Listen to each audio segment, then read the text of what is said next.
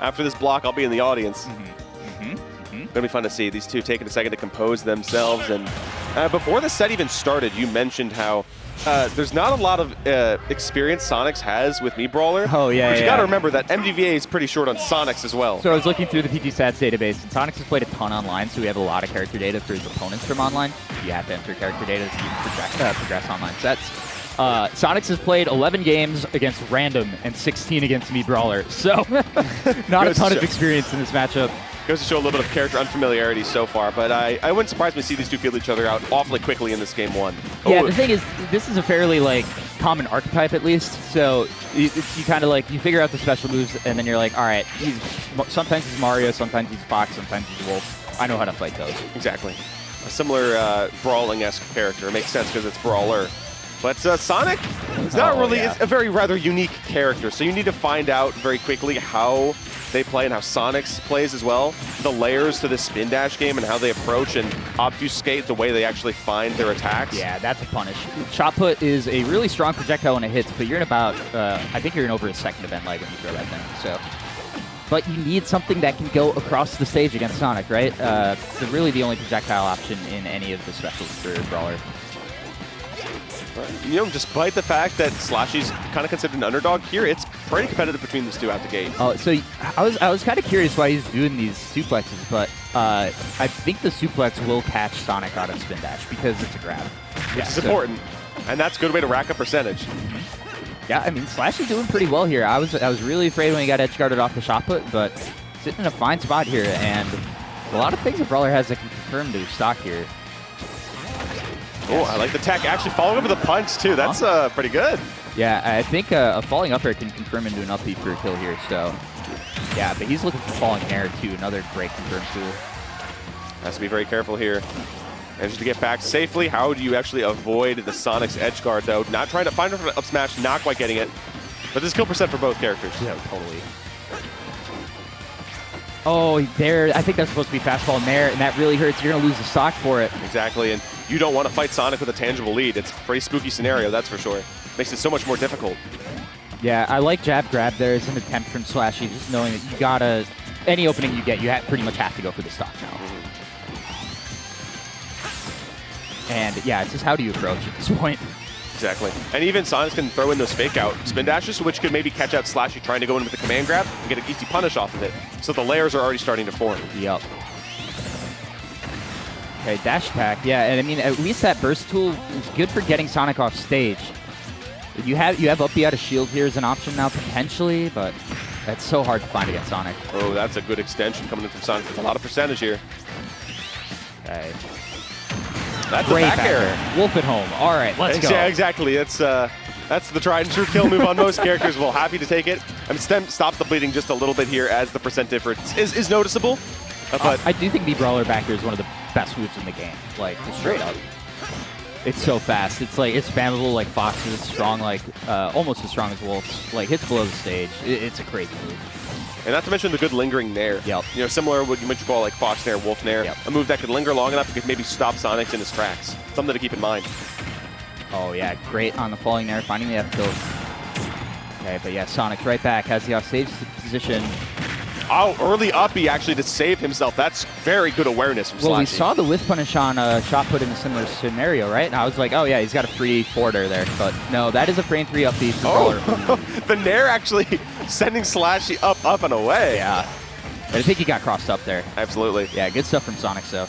No field kill spars were present. Absolutely got schmixed. I mean, if a character's going to break your ankles, it's probably going to be Sonic. Yeah, only 3 minutes left in this one. Timer's a resource here, but I don't think it's going to come to that. SLASHY's definitely playing enough aggressive. I like that catch. Okay. Get himself on the board a little bit with that. Yeah, very Incineroar-esque just in terms of how you can do it at short hop height. It feels like it's not going to hit you on the ground. This will grab you. It's got you. I love that grab. Is it going to be the up B conversion? Not quite. Outside the general percentage range, just a bit. I believe SLASHY's actually legally obligated to go for that follow-up in that scenario. Yeah. True. You got to get it done. My lawyers would have been in touch. If it hits, it hits, you know, and that's huge for yourself, so it's worth the risk.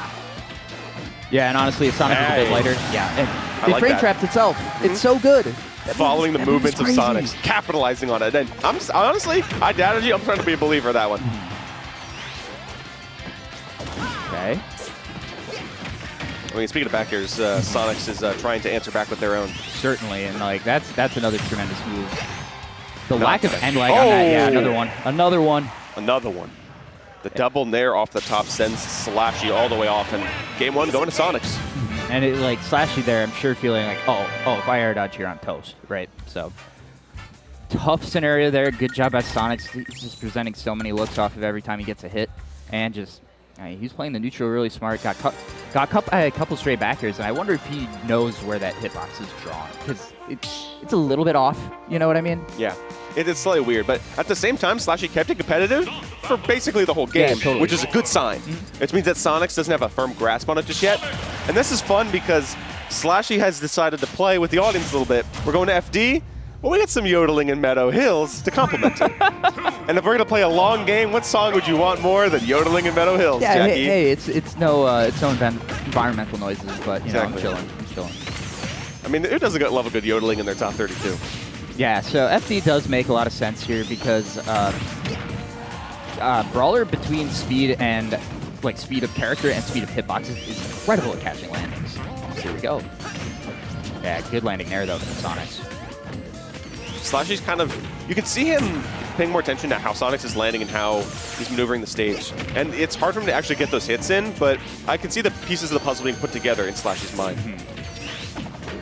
Oh, this is so good. There's a player on the PG Stats map this week, Luigi from Ohio, whose tag was Yoder Leahy Who.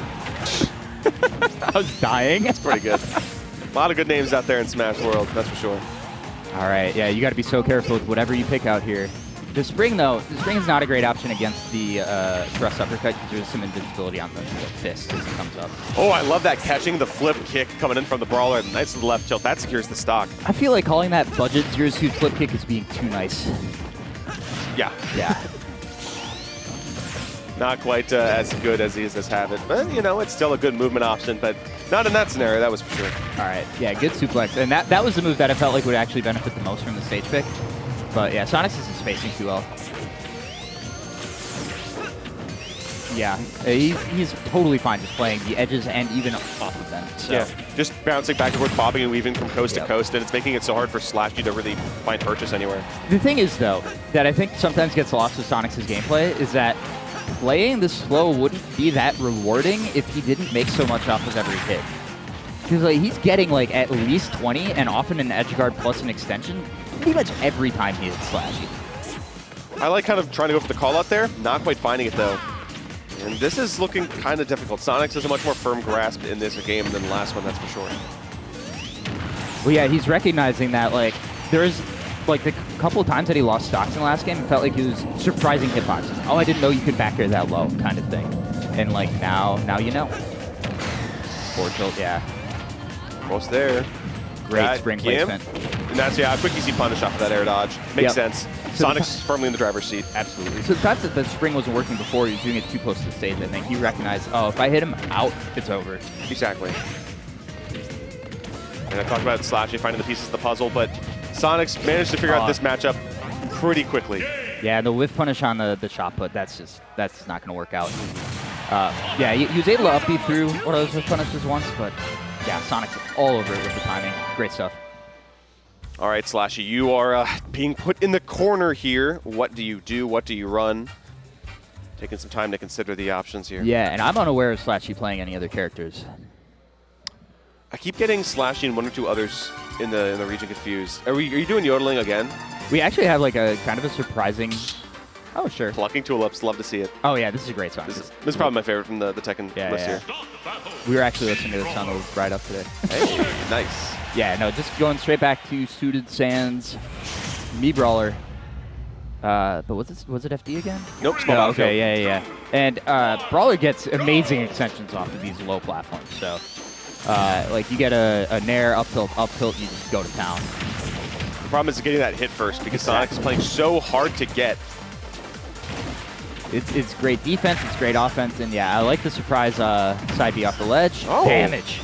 I like that. That was a good call out. I do believe intangible legs on the up smash like the box, so. Little jab, get you out of his way. Ooh, awkward. Yeah, it's a little bit weird scenario. Nice shot put coverage. Using the platform already. This is much more competitive than we saw in that Oh, first yeah, game. you go into special fall after that. I think it was meant to be down B, drift back. Yeah.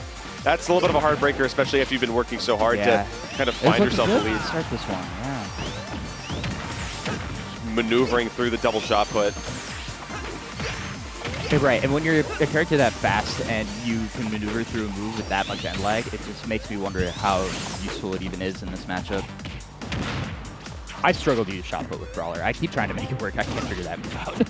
Trying to even get a downer there to kind of catch Sonix, but a little bit too well-versed in maneuvering around opponents. Great parry, yeah. Oh, I like that. That's good damage. Yeah, he's been doing a good job of neutralizing the ledge trap with that. It's going to be pretty strong, though. Not quite dead, but how do you follow it up? Yep, and when you do the feint jump that high, you can at least act before landing. It's when you land that move's strong. Oh, air dodge, okay. Yeah, I think that mattered, too. Yeah, he would have gotten hit. I would have jumped. Sonix would have hit me. It's true, me too. Oh, off the top, not quite. Baiting out the air dodges, though. SLASHY's getting a little bit nervous. Nice run-up grab, yeah. It's one of, honestly... There's another punish like that. SLASHY is just on death's door right now. I feel like it's one of the bravest things to do in Smash is to grab when you're both running at each other. Yeah. Like, in this game at least. Like. Yeah, the running grabs are not fantastic, that's for sure. Uh-huh, and it's so scary because if your opponent presses a button, you're probably losing. But that's what started that last bit that led into the stock for Sonix. That bravery will pay off. I like the attempted ledge jump there. That was also pretty brave, but just not getting enough off of it. So much percentage on Sonix, but SLASHY just unable to finish their plate, unable to seal the deal. The weird hit of Nair actually doing it. Two more stocks to go. Only 3 frames of that strong hit, so. Tending to actually getting the avenue there. Pretty important. You need a lot more than just some straight Nairs to actually get yourself on the board with a game, though. Yeah, I mean, so when I play Brawler, the things that I'm typically looking for, like, the character's best tools are, like, being able to lock you in shield with aerials that are pretty safe, and being able to hit you for hitting shield. And, like, they're both just irrelevant in this matchup. Sonix is just never there. Oh, actually, you go a little bit too early with that, but that actually will be the good follow-up there.